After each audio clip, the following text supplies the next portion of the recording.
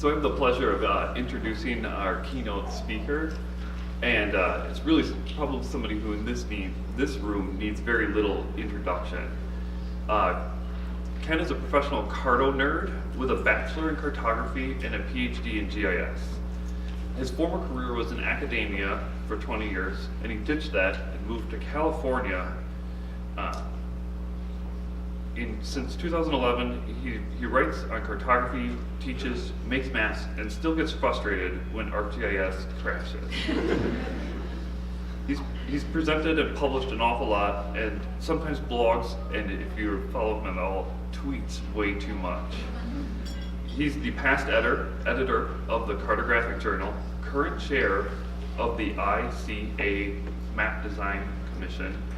He won his first awards for mapping and cartographic education and kitchen tile design. Know that one. He's an author of the best-selling book Cartography, and recently taught a MOOC that to over 75,000 people interested in making better maps.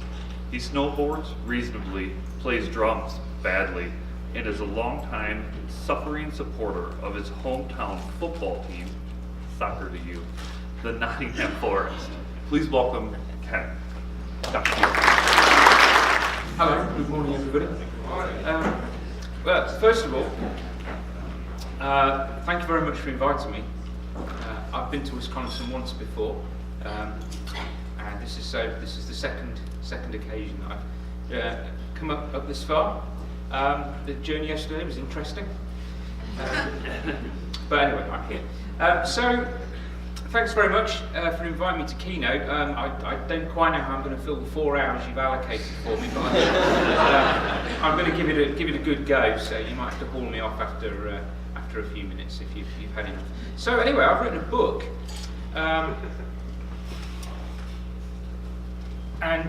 so question one. This is going to be a little bit interactive. How many of you purchased this book? Best-selling. All right, I better change that bio.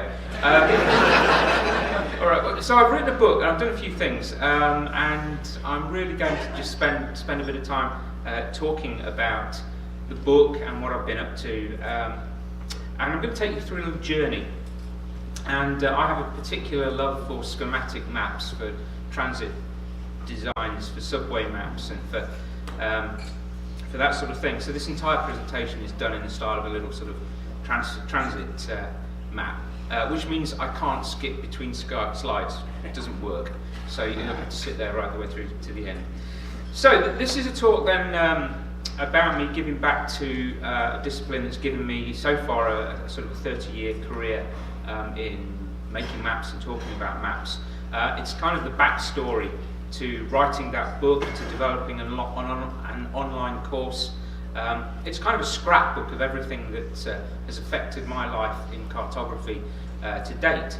So this presentation really is then just a journey of stories that explores the hidden work, the challenges, the often brutal reality of negotiating a path to get a job done. But before we get on to all of that, I'm going to take a little diversion and learn a little bit about how I got to this particular point. So there's a little bit about me for those that don't know. I spent 20 years in the UK as an academic, as a professor in UK universities, Northampton University and then Kingston University in southwest London, where I taught geography, GIS, statistics, because they always made the geographer teach the statistics class as well, and cartography. And I did all this at a point when cartography was declining rapidly as a subject in UK universities, which isn't a great way to start a career, given that's all I knew about. So I've been involved in all the sorts of typical academic stuff that academics do, research, administration, writing book chapters, administration, writing journal papers, administration, being the administration of bureaucracy and grading pretty crappy student work. But I've never written a book because they don't count. They're not particularly worthy. Okay, deans of faculties at universities, when you go to them, say, I'd like a 6-month sabbatical to write a book.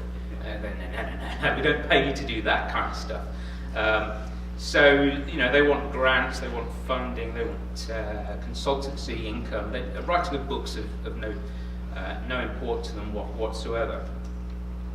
But I did get to do a lot of writing, and one of the key drivers for the book really was this distance learning course I created in a Masters of Science in Geographic Information Systems and Science. And map design was part of that, and it turns out I ended up writing 120,000 words of a distance learning course teaching people how to make better maps remotely. So I kind of got the book writing idea out of my system by writing it in a different form. But people kept saying to me, why haven't you written a book? Because you have opinions, apparently. And my answer was always the same. I've got a bookshelf full of them. Why do we need another one? Who wants another book on how to make a map? There's perfectly good ones already available, including one by Ian Muhlenhaus on there as well. And I'm glad it's on the shelf, because if it was out, I'd realise I haven't opened it much. So they litter my bookshelf. And this is a bookshelf going all the way back to texts that were authored by the professor who taught me back in Oxford Polytechnic in the late 80s, a guy called Roger Anderson. And those are his books, the blue ones in the bottom left. They're actually the ones closest to where I can grab them, because I still go back to them because I find them really quite helpful, useful. So I started going to the Esri User Conference in around about 2001. And by about 2005, I was getting a little bit fed up with my partner, Linda Beale, the expert in GIS, Linda Beale, that is. I was getting a bit fed up with it, saying, can you just write this damn book? You keep going on about it, write it. So I went to see Peter Adams, who was at that time leading Esri Press, and also Kathleen Morgan, his colleague, and proposed this new book. And they said, yeah, great. Now, I didn't know at the time, they didn't really have any authors who wanted to write books for them, so them saying great wasn't actually as impressive as I thought it was, but there we go. But of course, I went away, went back from San Diego with a bit of sunburn, and over the ensuing years the idea fell out of my head and we lost contact. And instead I started making maps, principally because the students I was teaching said, well, it's all very well you telling us how to make the things, where's your work? Yeah, okay.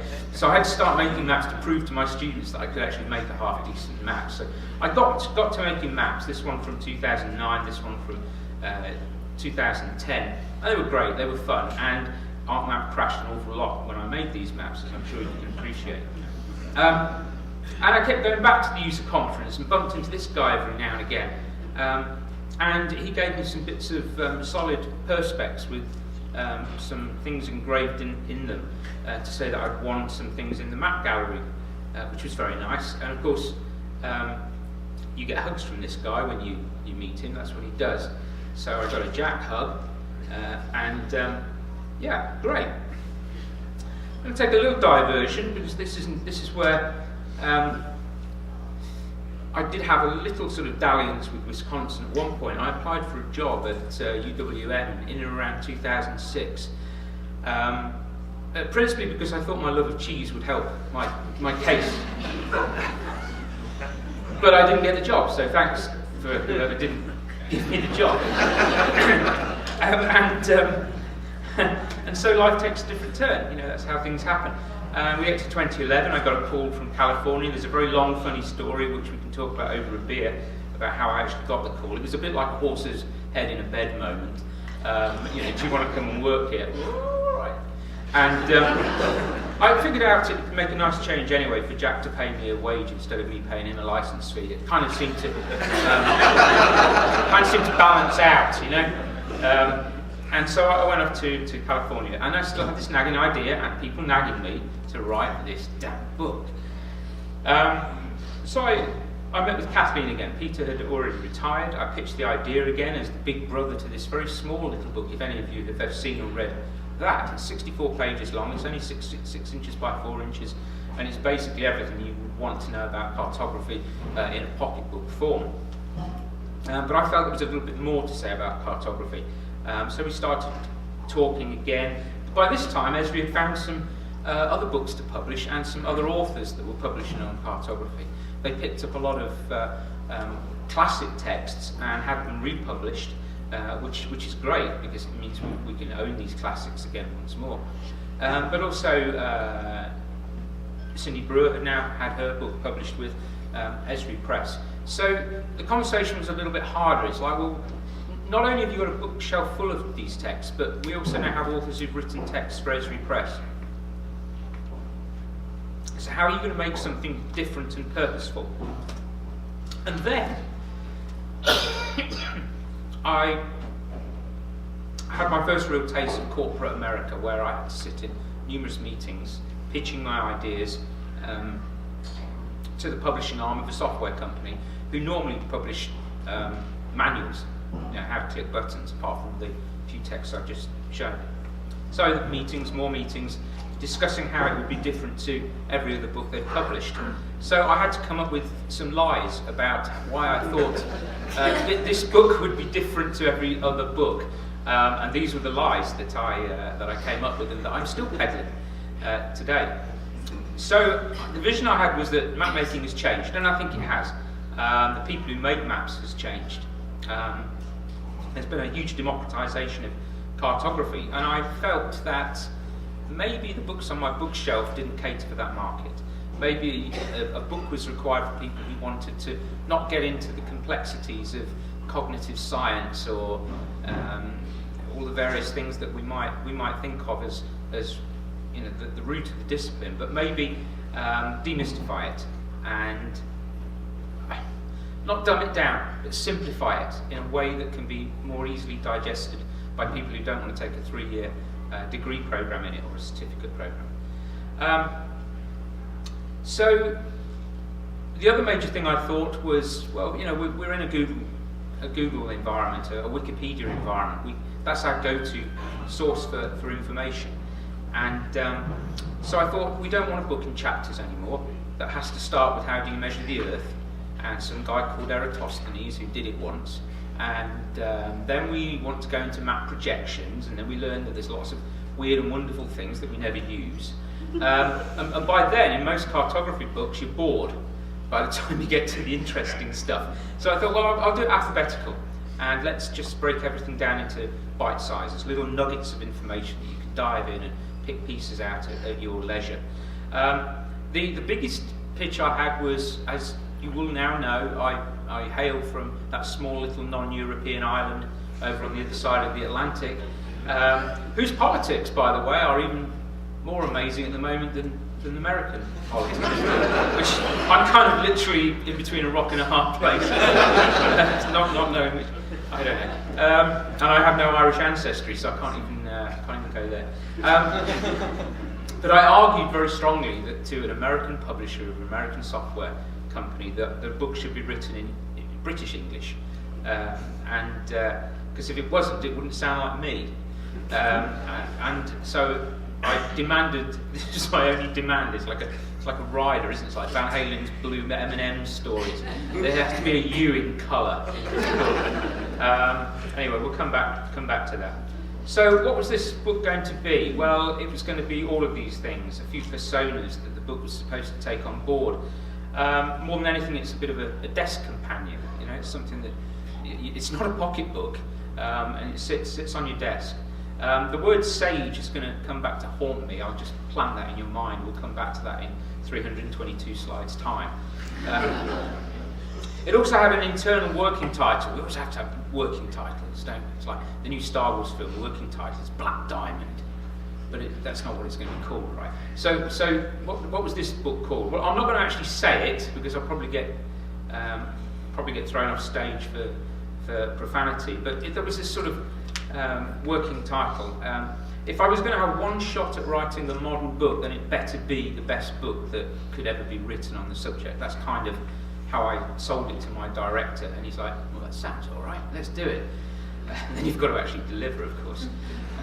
So anyway, that was a nice little British vulgarism that I was able to use. So what about some of the work? I started making mock-ups. I started making spreads of what I thought this would look like. Many of these spreads used what by now look like aging graphics from that Masters of GIS course that I'd developed, maybe 10 years previously. It's kind of incredible how materials age and date rapidly, and they take an appearance of a particular time. So it turned out that the head start that I thought I had with that Masters distance learning course didn't work. I had to start again and basically create the materials from scratch. But I started with a very traditional 2-column per page approach. This is pretty much how most textbooks are written. Material graphics sitting semi-randomly within the text. It just didn't look right to me. It looked like all the books on the bookshelf that I've already got, and I've got too many of those. And then it occurred to me, the reason that they don't look very good is because the people who are designing the words and the graphics don't design the layout. That's usually done by a completely separate person or a separate team. They quite often know nothing about cartography, and as it turns out, they often don't know much about layout either, which is why the book ends up looking really very unattractive. And if I was going to say all of these things about the importance of design, then the book better look good as well as actually have something worth reading. That's what I thought. So of course what happens? I get to do the layout as well. So what do the press people do?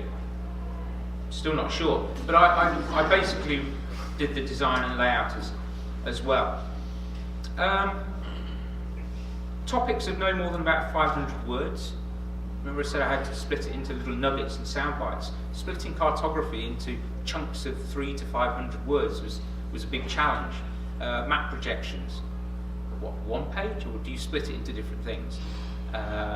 Printing fundamentals, how much of the book do you take on that? And as it turns out, there's over 200 topics, and I reckon you could probably buy a book on each of the individual topics that are in the book. So that was the challenge. But it was a fascinating exercise, interesting. But the layout still didn't look that good, so I actually did go to some professionals and say, let's help me with this.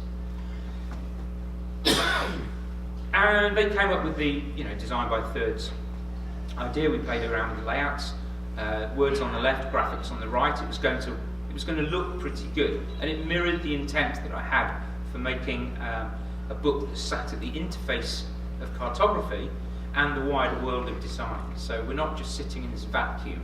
There's as much to learn from building architecture, furniture design, culinary design, as there is from how do you put spatial data on a piece of paper or on a screen. So I wanted to combine a lot of this, and I began putting the work into this kind of layout and transposing the mock-up content across this layout, and it started to me to look far better, far more closely aligned to my intent. So this was basically set in early 2015, this kind of layout, and we sent out proposals, mock-ups for review, and got some pretty good feedback.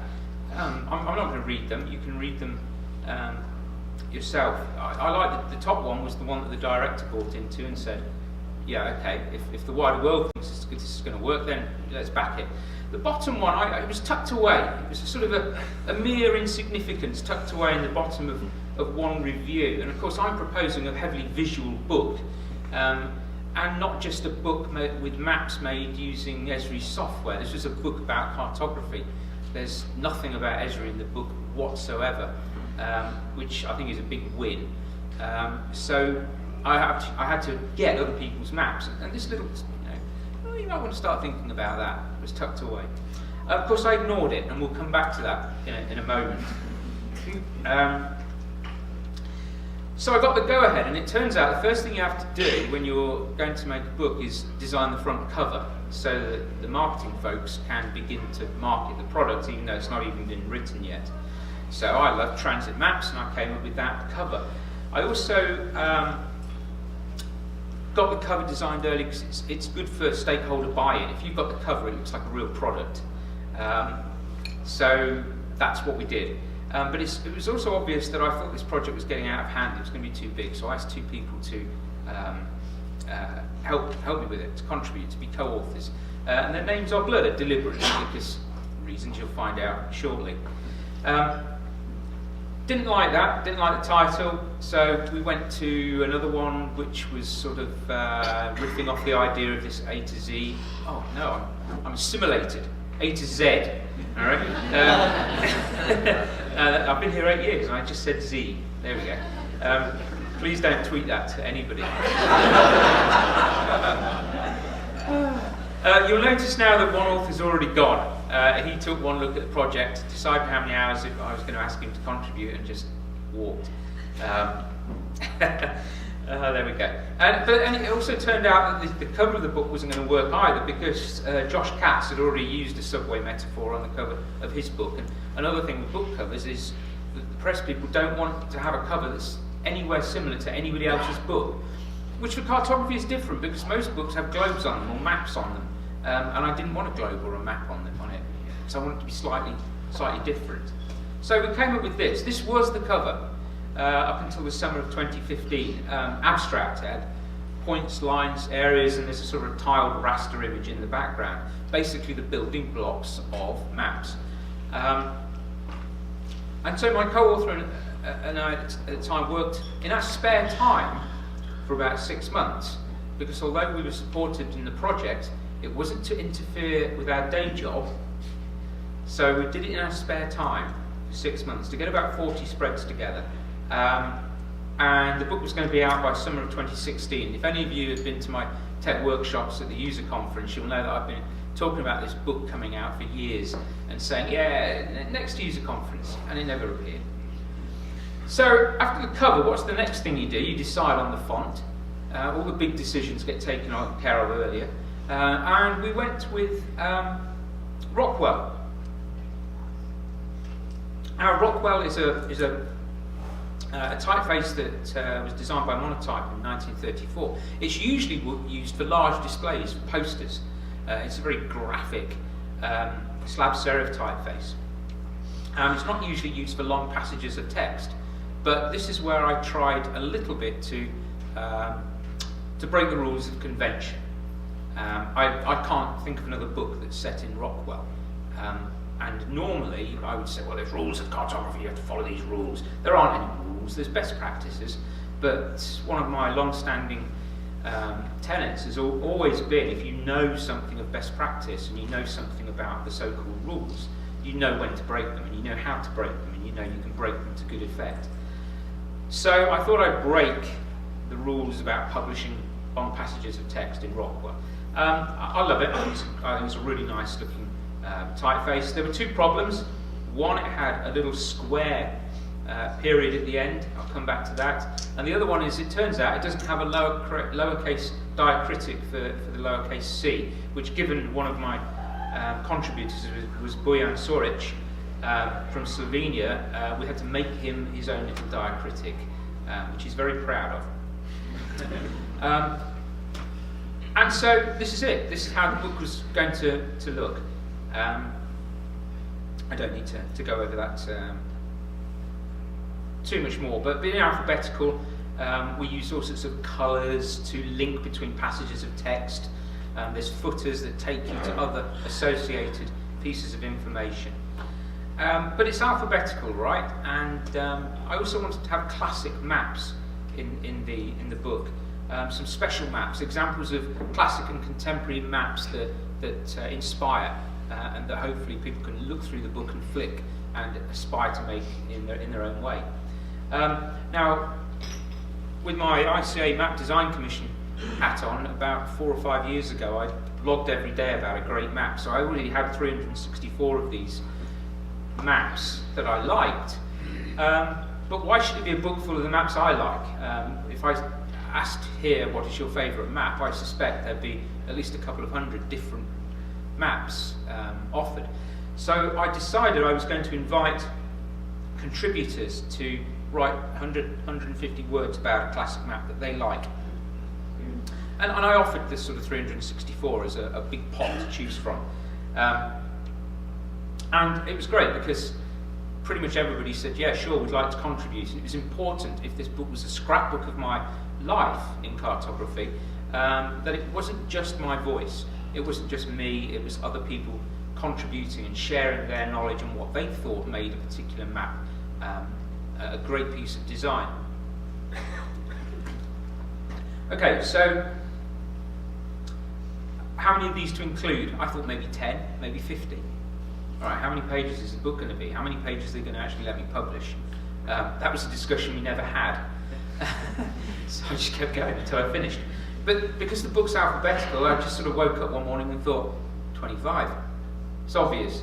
We've got to have page dividers between each letter of the alphabet, and it just made sense to me. So that's how many there are. So the book's starting to take shape. By late 2015, we had a good few spreads. Some of them were mock-ups. That bottom diagram you'll recognise from Robinson's classic text. But I didn't really want to do the classic stuff and just repeat stuff. So my co-author was responsible for a lot of the graphic design stuff, not the map spreads, but where there's a page that just requires an illustration. And I've deliberately put them small and difficult to see because they're crap. And I started having real concerns. You'll see that there's a lot of white space on those graphics, and on a book with a page size of 10 by 8 or thereabouts, I was going to buy a book with white space. There's such a thing as too much white space. They were really esoteric as well. You start when you look at something and you can see the head just go like that, you know that the graphic's not hitting the mark. It's not doing the job it's intended to do. So he wanted a very stark, sort of Bauhaus-inspired approach. Really sort of highfalutin design. And no, this is a book for the masses, not for them to be scared or think, well, how do I do that? He was going for more graphic, less cartographic, and I obviously wanted something else. And it wasn't working for me, so thus begins the classic creative differences were emerging. The band was about to break up.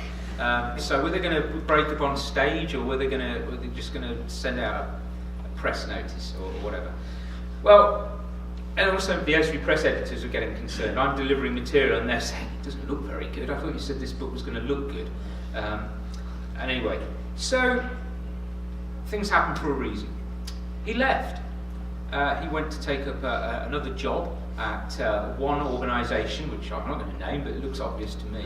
And then another organisation, and that was it. He went off and did his own thing, and pretty much walked out of the project as he left the company as well. And then what do you know? Luck would have it, we hired John Nelson. After he phoned me up and said, has Esri got any jobs? That's a little story that he won't tell anyone. So John came to work for Esri, and many of you will be aware of his work, his Firefly in particular. I think I'm contractually obliged to pitch his Firefly cartography, that's all he does. And also a guy called Wes Jones, who was a great illustrator as well as a great cartographer. And so we basically started again. And what do you need to do if you start a project? That's right, you need a cover. So we went back and started, and we got a new cover. I won't talk about this, it's in the book. The title had become somewhat simpler. It was just cartography, full stop, or cartography, period. So it works on both sides of the Atlantic. So it's already a translated text. This is great. But in Rockwell it had a square, and I wanted a circle. These are the small little things that we did to make the book different and speak to a design audience. Director's response was, "Hey, that's a bit arrogant." And I said, "Well, why not? You want this book to be about cartography. Let's just call it what it is. Let's not try to come up with some strange subtitles." So we started publishing. It was going to be called Cartography, period. And then this happened in January 2017. Let's see if I can get this to. This was the largest audience to ever witness an inauguration, period.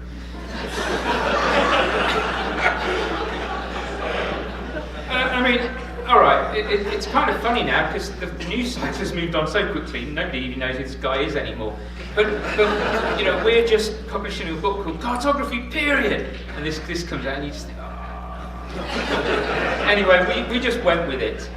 Just thought, well, hopefully this will just die down a little bit, and I won't be called Sean Spicer for the rest of my life. I cut my hair to try to improve the difference. I'm sorry, I've just got images of Melissa McCarthy on Saturday Night Live with a podium now.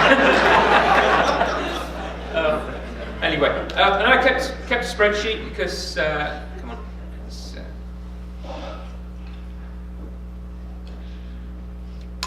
when things freeze, it's not good.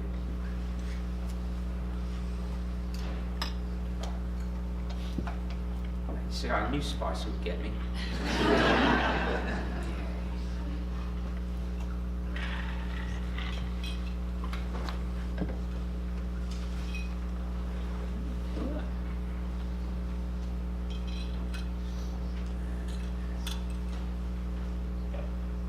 Yep, it's totally frozen my computer.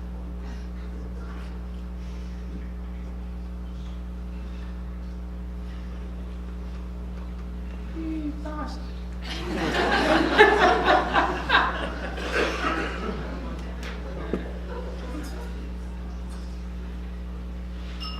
Let's see if I can.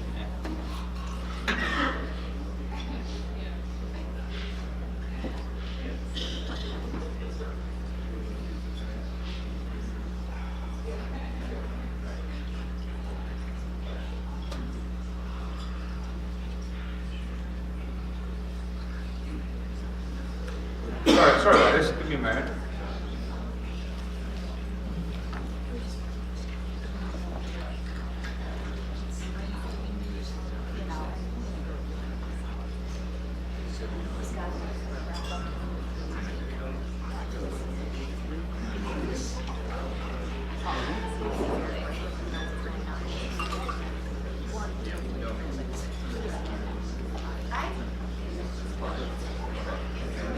This was the largest audience to ever witness an inauguration.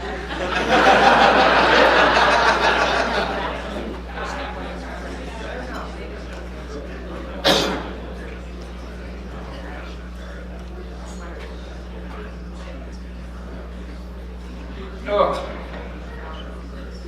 So you know when people play audio and everyone says this will never work, and the fact that it actually played the audio, I thought, well, this is great. Anyway, all right, let's go. So I kept control of the project with spreadsheets. This one had almost as many lines in it as the one I have that holds all my usernames and passwords. And by the end of 2017, I'd finished the book, and it was 332 topics, 189,000 words. We had 220 illustrations. That's the breakdown of how we did the work. John did 48, Wes did 70, I did 102, and we had 115 of those external ones. But I was proud of the book, and it was starting to look really good. And then came the hard work. So I came up against legal junction. Permissions.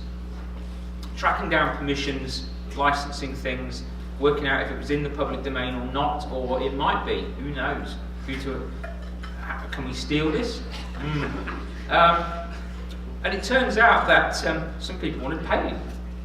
Well, it's pretty unreasonable, isn't it? Being paid for their work. Okay, well, let's have a discussion.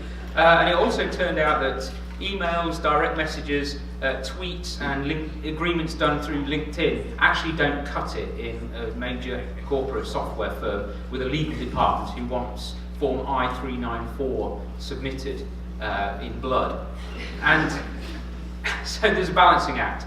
You know, I'm having to say to people, well, would you mind filling in this horrible legal form that signs over your entire life to Esri for the use of a simple map, versus telling our legal department, come on. You know, they're not going to sue us. Anyway, that was fun. So it ended up with 20. I was impressed. 25 maps were in the public domain.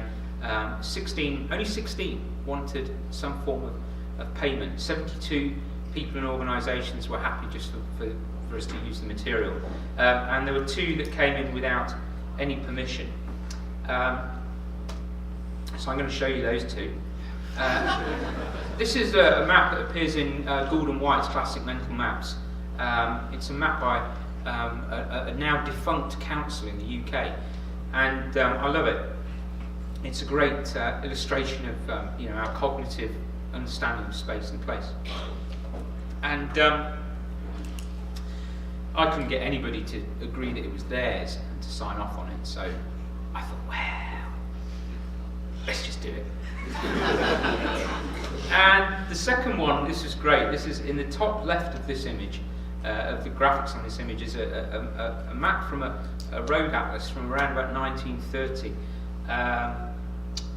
with a fictional place on it.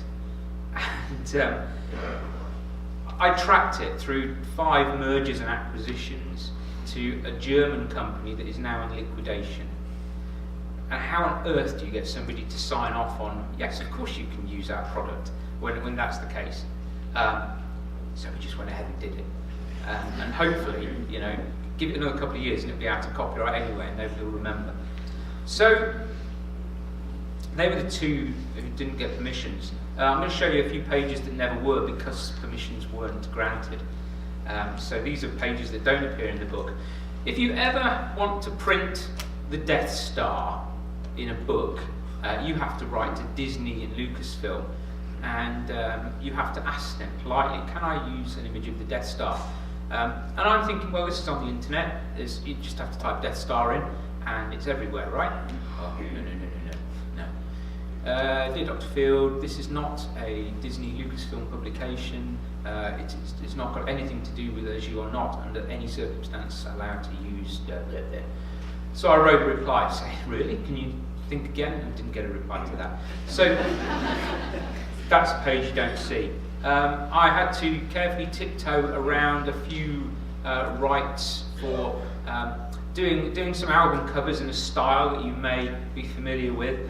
But then I went a little bit over the top and wanted to use this one. And I actually wrote to the guys at Hypnosis, Aubrey Powell and Storm Thorgerson, who did all Pink Floyd's graphics, and said, hey, this is why I would like to use it. It illustrates the electromagnetic spectrum. It's great for mapping and cartography. And they wrote back, said, that sounds great, yeah, we'd love you to use it, but you need to get in touch with Pink Floyd's management and get their permission because they hold the copyright.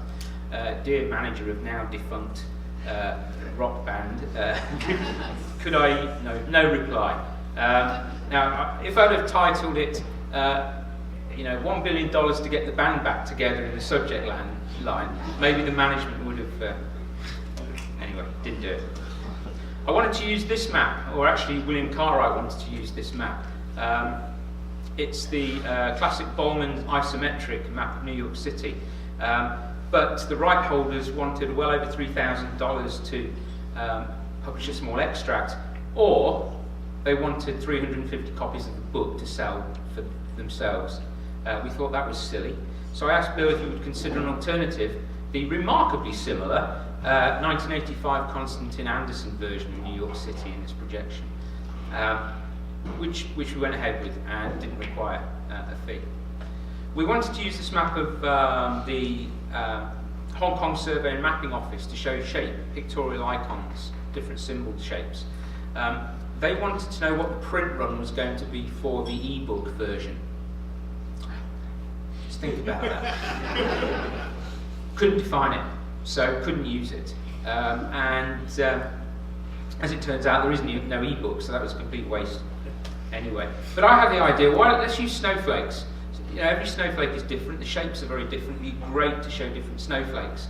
And we were going to fill the page with snowflakes, and then John Nelson came up to me and said, let's make it a game of Space Invaders. I said, yeah, sure, let's do it. I have no other explanation as to why that page has Space Invaders on it. I wanted to use this map by Sony, classic Walkman map. They didn't reply, and then it suddenly struck me, well, who has wire on their headphones anymore? What is that? So maybe people wouldn't understand it. Then I wanted to use a mobile network operator map. These are great, aren't they? Coverage everywhere, but let's completely distort the map so it appears that it's more than it really is. They didn't reply to me, so I actually ditched my T-Mobile contract in protest. and then we just made our own. So we just made our own in the style of. I wanted to use the Dymaxion, but you need to go through the Buckminster Fuller Institute to get permission. And they came back and said, yeah, that'll cost you. So I used a different one from a guy who had a graphic published in the South China Morning Post, which I thought was great. I can merely presume that he licensed the projection, but that's his problem, not mine. I wanted to use the Peters map. Now this is copyrighted to ODT Maps in the US, who required an astronomical fee for this, so you won't see this map. So I wanted to use instead a graphic that a friend of mine had produced, showing Arno Peters with his cold, wet, ragged underwear hanging out. But this was a pal of mine, Peter Vujakovic, and he was nervous because Jeremy Crampton had done the write-up, and it wasn't wholly complimentary to the stolen projection issue. So instead, Wes Jones did a graphic along similar lines, and we used the original Gaul projection from the Scottish magazine, because it looks like the Peters one, right? And by now I was getting sick to death of permissions, and I wanted this page with 30 classic relief shading images, but that's, now you've understood it, 30 pieces of legal paperwork that you have to follow. So John Nelson and I got a bit of DEM and just whipped that out in a day instead, which seemed to me like a much more fun use of time. And it was a pragmatic solution. So this is not for tweeting, but here's some money. This is where some of the license fees that you've been paying has gone to. So the how much line, the most expensive fee we paid was nearly $3,500. I will not tell you who to, but I will be drinking beer this evening, and you know, things happen. On the El Cheapo line, I will tell you some surprising things. The classic London Underground Harry Beck map, okay? London Transport and the London Transport Museum. You know, I wrote off, and I'm waiting for the no or the yes. That'll be $10,000. $100. That's very reasonable. Thank you very much. And another one, the Winnie the Pooh map, the classic E.H. Shepherd map in the A.A. Milnes. I really wanted that map. $350. Cheap, bargain, compared to the others. So we were well into budget. Let's go through some contentious spreads. Now, I don't want to get into politics, but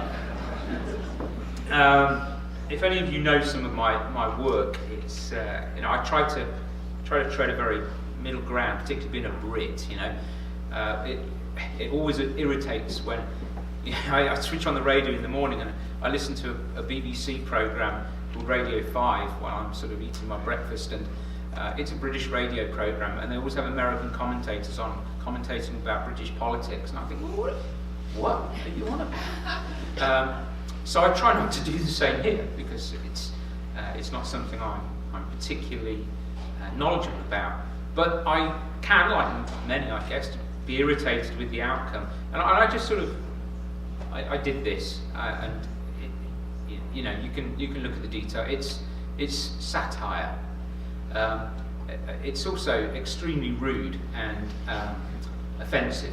So why did I want to put it in the book? As a sacrifice. You know, when you put your work in front of a committee, what's the committee going to do? They've got to do something, right? And what can they do with a book of somebody else's work? They can axe certain pages. I knew this was going to happen. So I put this in thinking this is a dead cert to be axed. Okay, and my hope was that a few other maps would sneak through because they were slightly less vulgar. So of course it got axed.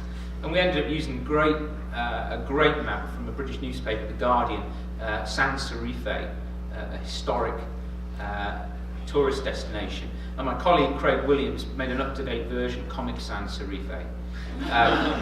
And it became useful to put that in the book because he's technically my line manager and deals with my annual raise. So it's always very useful to keep people in the right place. Back to politics, I wanted to use this image. This was taken by Reuters reporter Trey Yingst. This was Trump's map that he was putting up in the White House days after he moved in.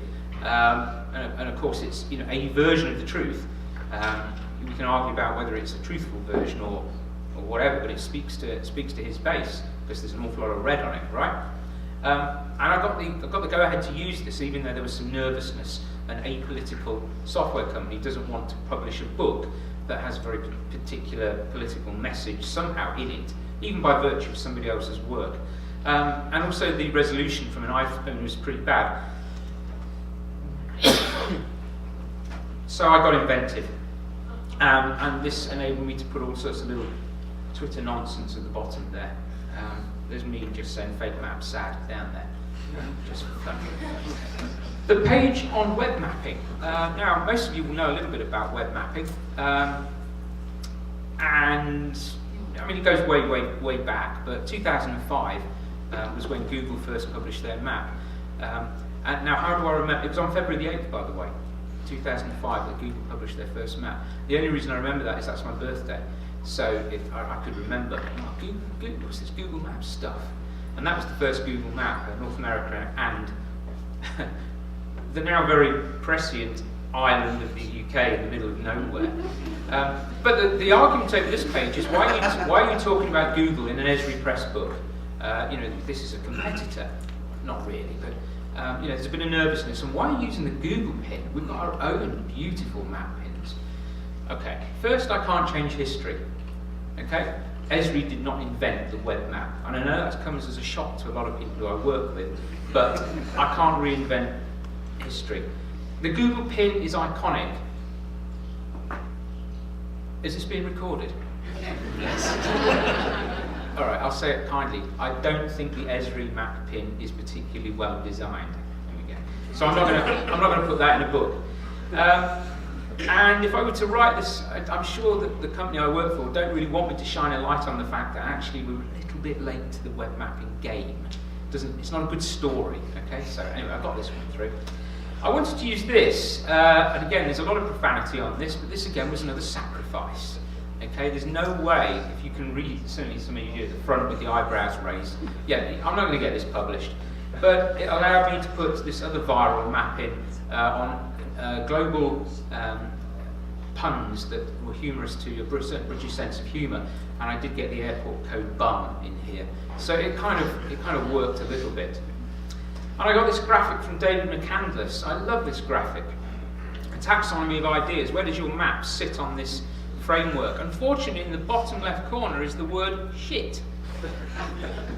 This came back to me with a yellow post-it note, and the yellow post-it note had been cut to actually cover just that word, with the note, must remove. And I said, it's not mine. I didn't make this graphic. This is a third-party piece of work, and I'm not going to ask him to remove this from his work. I got that through, and I'm quite sure that if I hadn't have made a couple of sacrifices, then these sort of things wouldn't have got through. And I think the book is richer for being able to be a little more honest. Sometimes there is profanity on maps and diagrams, and it's not done out of trying to scaremonger or shock people. It's just a matter of life. So we begin to iterate. There's an awful lot of work involved in iterating ideas. It usually involves beer and a lot of paper, because we do a lot of things on paper. So let me just take you over a few things that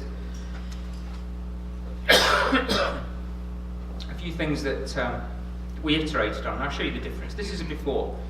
This is by way of example. This is an illustration that Wes did for the foreground and background visual hierarchy page. And notice that I'm not calling things how we might refer to them, visual hierarchy. What the hell is that? It's just foreground and background, front and back, isn't it? That's how people think of things. And there's nothing wrong with that illustration. It does a great job.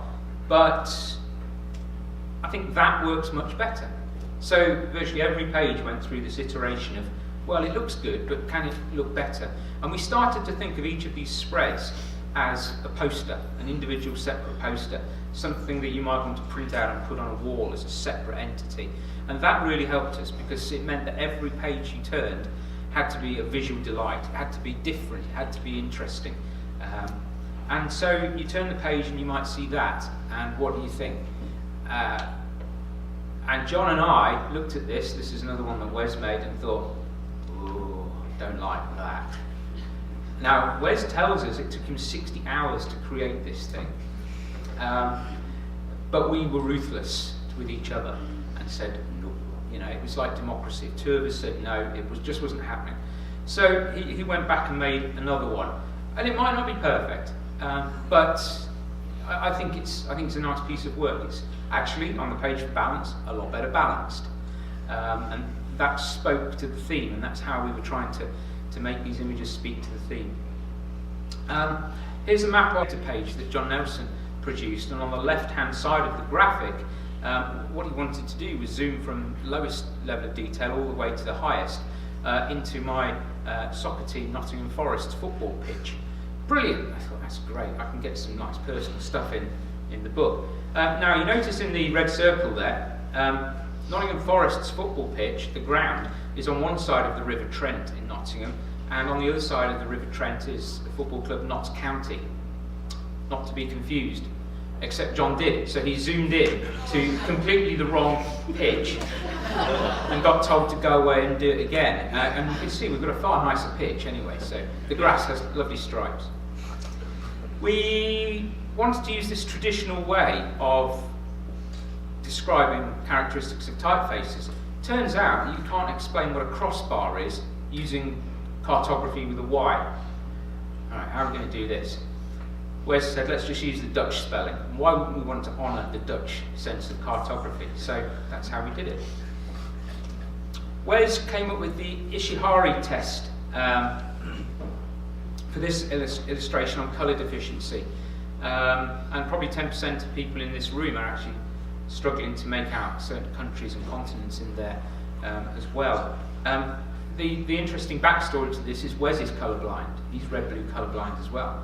And considering the work that he put into the book, it's actually quite phenomenal that you know, the work comes out looking as great as it does.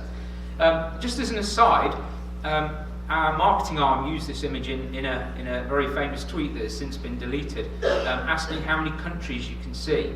And somebody very, very quickly said, some of those are continents.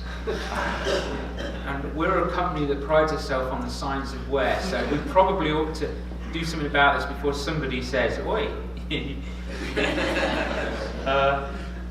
Then Wes did this for anatomy of a map, okay? Yeah, it's okay. He said, could you go away and iterate it? So he did, and he came back with that, riffing off the famous Gray's Anatomy, Atlas of Human Anatomy. So there's a lot of these things going on throughout the book in how we're working with different imagery. I played around with some imagery that I had done as a student. This is back to my professor Roger Ranson, who gave us a passage of text and said, draw the map.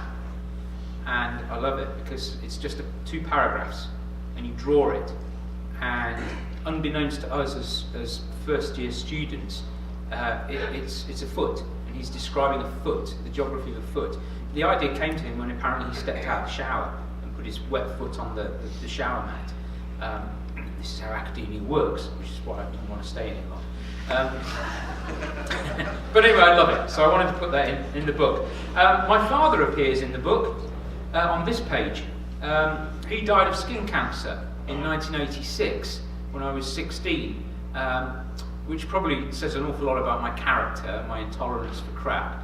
But because you know, pretty crappy things happen in life, and you know, you have to get on with it. I thought I'm going to put him in the book, and in fact the book's dedicated to him, but I'm putting him in the book. He's in that circle right in the middle. He's an outlier on this map of the risk of skin cancer in the UK. Total anomaly, which today my mother still doesn't understand, but she kind of liked it that I put him in the book as a map. And then if I'm going to be critical of a load of stuff, who am I going to pick on? Whose map am I going to put in the book where I basically rip it apart? Mine. This is one of my student maps, or a map I did as a student. It's awful. It's hardly a map. It's got symbol overload beyond belief. I mean, it took 7 months to make with photomechanical techniques and about 200 pieces of photographic film and scribe codes and all sorts of other stuff. But it's awful, so I use it as an example of bad cartography. My dog appears. Why wouldn't you put your dog in a book? He's on the printing page. This is Wizzly the dog. And I even managed to get a blank page in the book, and that was as a nod to Lewis Carroll's Hunting of the Snark on a hand-drawn mapping page. How do you illustrate hand-drawn stuff in a printed work? Well, you go back to basics and you use one of the most amazing light tables you can find, which is the San Gorgonio mountain range and some palm trees behind me, handwriting this particular page. We had a great idea to do some animation, and how do you animate in a book? You make it a flick book, and you put a little thumb on a page to make people aware that they can flick the globe.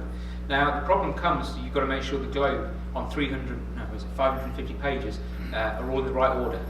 And when 2 pages change late on, because I've made a spelling mistake in the title, you have to remember to change the animation.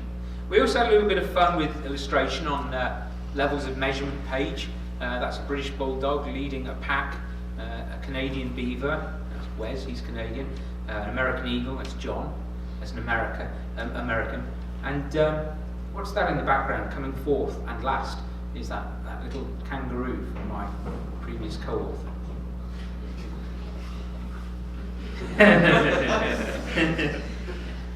He probably doesn't even know it's in there. You can use a lot of your own photography. Why put a line of the Greenwich Meridian when you can put a photograph that you've taken yourself and you're standing either side of it? But when you want a kid pointing at a map, you don't just go to some stock photography. You use a map of your 20-year-old daughter who pointed at a map in Dublin Zoo 19 years ago, or your niece's finger who's pointing at the rubbed out bit on San Diego Zoo's "You Are Here" point, or you use globes that you've got in your own house, including one filled with a rather fine bottle of red wine I had to open just to fill the decanter with. You put quotes in from everybody. Bruce Lee. Don't find that quote in the book, it's one of my favourites. What's Bruce Lee got to do with cartography? It's brilliant. Then I put some proper quotes in by august people.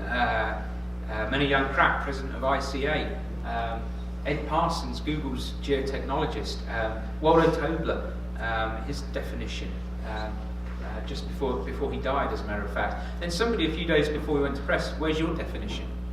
I thought, yeah, I've done one. So I quickly cobbled one together and put it here. And I was going to put a 4-star instead of 5 stars because it really isn't as good as the other quotes, but I didn't. Okay, we're getting towards the sort of last chunk, I guess. Then we come into the editing phase. So the book's done. And it turns out I have a problem with the Oxford comma. And there were over 2,000 instances of commas being incorrectly used in the book. And my editor was fantastic. She was absolute. She actually very kindly said, "Oh, this is written quite well," as she was suggesting 11,000 changes, which was a lovely way of doing it. But when I read my original compared to her edited version, it tells you everything you need to know. And it kind of also sort of mirrors what I would say about cartography generally. You know, if you're not a cartographer and you made a map, it may be great, it may not be, but ask for some feedback, because chances are a cartographer can just give you 1 or 2 little ideas and that map will automatically improve with just a little bit of help. Getting eyes on products really helps. And I was also very acutely aware that, you remember that little British Cartographic Society small book, 2005, they produced the 2nd edition last year. Just read that spine carefully.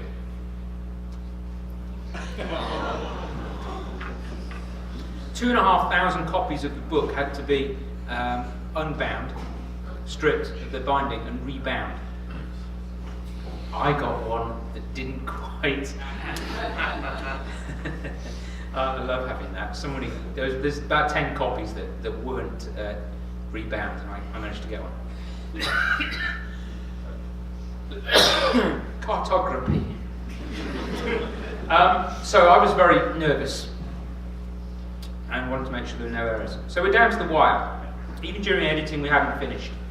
This was a page we wanted to do for Maps Kill, about the Cavalesti cable car disaster from 1998, where a fighter jet sliced through some gondola wires and the gondola came down. A lot of people died. I wanted to use the LA Times news report. Well, we had agreement, but I hadn't got the graphic, so I pinged the LA Times for the graphic, said, look, we still haven't got the graphic.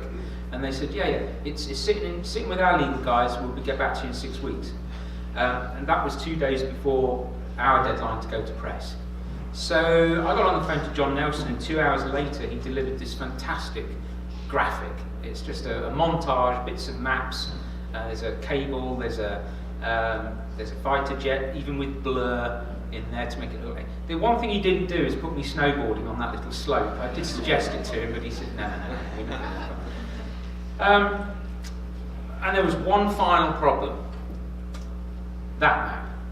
I've already mentioned it. It was one of the first maps that I desperately wanted to have in the book, because I think it's a brilliant example of cartography for children's literature.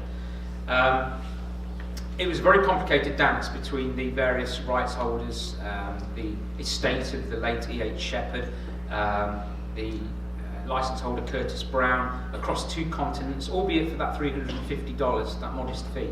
Anyway, it turns out, the short story is that the fee was split in 2. There was a $300 use fee and a $50 release fee. And going through 5 different departments in Esri, it seems someone forgot to pay the $50. Okay? So I'm emailing the people in London who hold the file, and this is how it transpires, that we haven't paid $50. And I said, look, I've got a credit card. Who do I pay? Anyway, it worked out, and this image came, but I didn't want this one, did I? Because I'm being picky. This isn't the original. The original was in black and white. There was no colour. It's been colourised later. But I got this when it was midday in London and 4 a.m. California time. So I'm having some insomnia, panicking, and I'm not going to get this. But it did eventually come through. By the time I was in the shower, my inbox had a black and white version of the map in it, and I was able to go straight to work, drop it into InDesign with 1 hour to spare before I took the book to the director and said, this is what you supported 2 years ago. Slight diversion, what do I do? Because it's now got to go to the printers for 3 months. Well, I did an online course, and I'm not going to talk much about it, I'm just going to say that's what I did. It's 6 weeks long, it's got a load of videos in it. How many of you have taken this MOOC? Done it? Sorry for the jokes. And John Nelson's single shirt, I'm sorry for that as well. But we had an awful lot of fun, and it was free.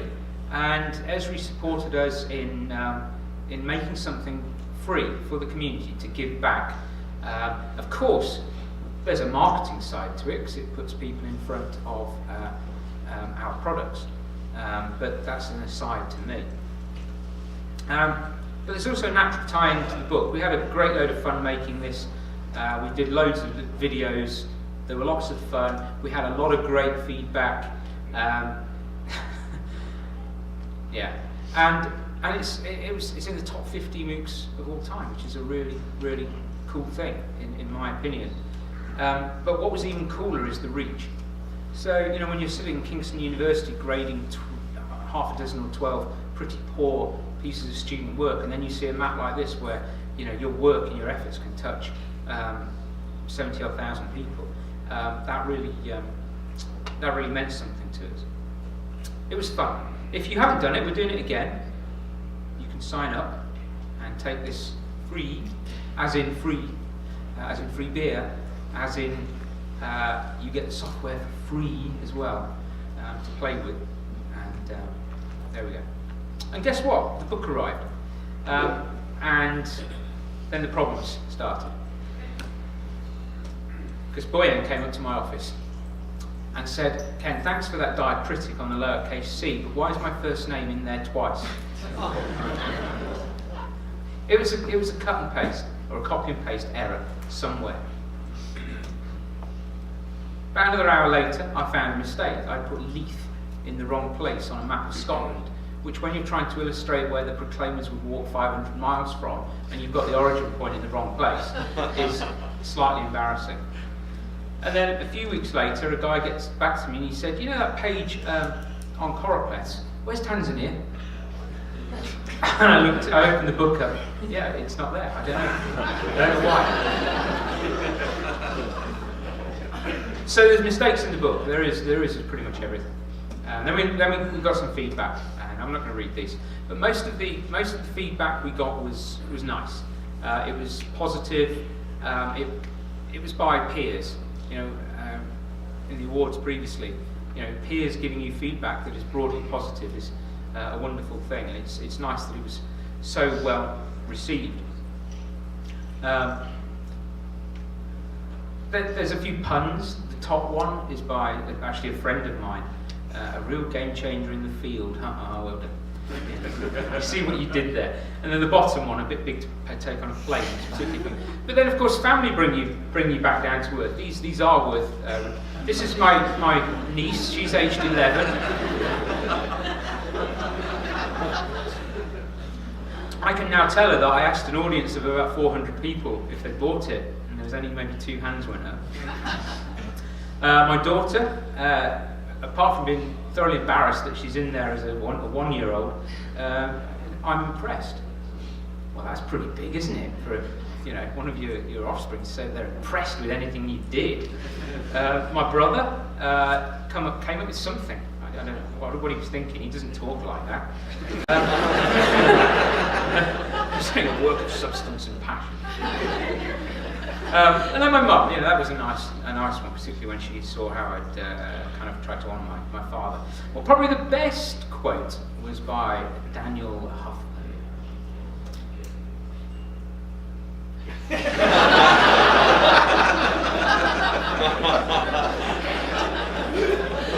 So at the NACES conference, when I was giving a short version of this talk, I did actually give him a copy of the book for that. So this is great. Everyone loves it, right? I'm going to just make lots of money, except I'm not non-commissioned, so it doesn't help me at all how many get sold. But of course, not everyone likes it. There has been at least one review that I'm aware of that has taken a somewhat dim view. So I'm going to end this entire talk by bringing you all back down to some problems with the book, some issues and things that perhaps you need to think about for the second edition.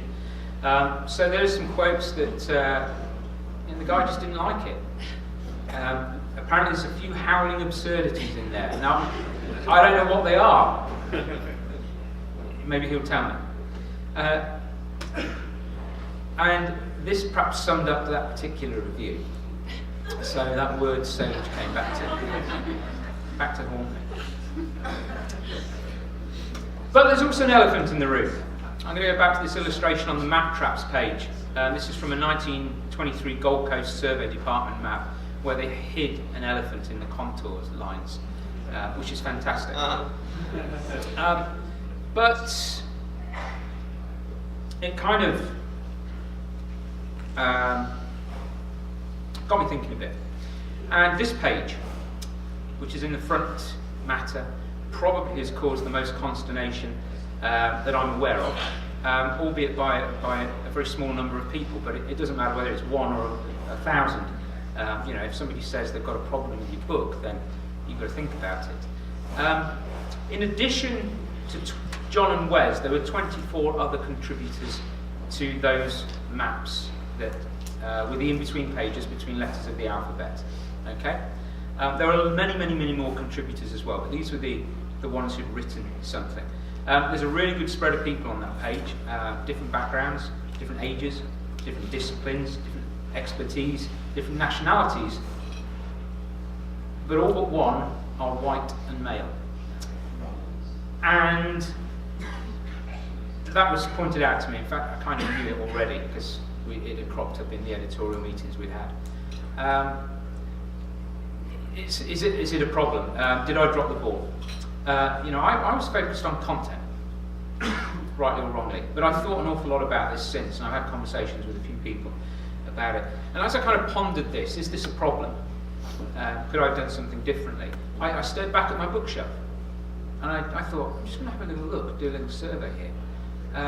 These are books, there's 129 books there that you're looking at. They're all published between 1962 and 2019. Only 11 have a female author. So that's less than 10% of all of these books on cartography have a female author. And of those, they were all published in the last 10 years. Okay? And you see the same pattern reflected in blogs and social media. I don't know why. Is it just a male thing that we want to be shouting online and blog and tweet and do that, and others don't? So I'm wondering, does my book reflect perhaps a wider issue of limited historical diversity in cartography and the people who are in cartography? And then I looked at the ICA. So where did I get those people from? Well, some of them are close associates of mine. Some of them reflect the ICA commissions. The book was in part supported by the International Cartographic Association, and I wanted to reflect what I thought was the diversity of different types of cartographies amongst those commissions. This is the ICA Executive Committee, so you can see there, only 13% are women. There are currently 27 commissions. I'm chair of one of them. Only 6 of those 27 have a female chair. So I'm just going to leave that there. I can't change who contributed to the book. I think it's a really important debate, and it's perhaps one worth highlighting, and maybe the fact that some have highlighted it in my book makes the book something that can lead to some change. And maybe the person that writes this book in 20 years, who goes to a director at Esri and says, I've got this great idea, maybe that's the time then it can better reflect the next 20 years, if you see what I'm saying. If there's ever an appetite for a second edition, I'm going to deal with it too. And there's one or two contributors that I'll switch out easily. That said, I told you I'd leave you depressed. I hope the content, in my efforts at least, speaks for itself, regardless of who wrote it. That was the intent.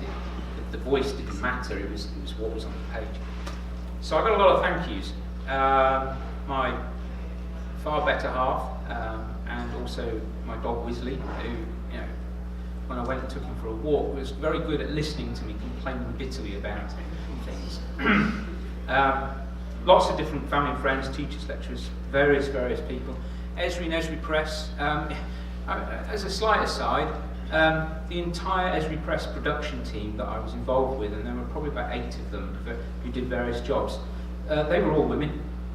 And so somebody could say, why weren't there any men involved in the production? I mean, these arguments can go both ways, and very often do. And to those of you who perhaps read it, I very much appreciate your contributions and opinions. For now, that's pretty much it. That's the backstory. That's most of what I'm allowed to tell you until this evening. There's one or two things that really are very interesting that I can talk about. Except there's always another chapter, isn't there? The difficult second album. Alberto Cairo once said to me, what are you going to do for your second book? And I said, this one's killed me, I'm not doing another. And he said, you will. And in that sort of period of waiting for the thing to land, I'd finished. It's like, what do you do every day? And I had another idea for another book. And when sales for this one started picking up, and feedback was good, I thought, strike. So I went to see my director, knocked on the door. I said, I think you actually worked out all right, didn't it? He said, yeah, very pleased with it, very pleased. Can I do another one? What's the working title? The same. So anyway, I'm currently a third through writing a second one. I'm not going to tell you what it's about right now, but it might have a few maps of Donald Trump's win in it. Let's just leave it like that. So that's it. One last announcement. I'm giving away that copy that I brought because it's too heavy to go back with me on the book, on the plane. So sometime today I'm going to hide one of my business cards which says you won, and I'm going to hide it somewhere in this conference space. Okay, so if you find it, find me and you get a free book. And with that, thank you very much for listening to me this morning.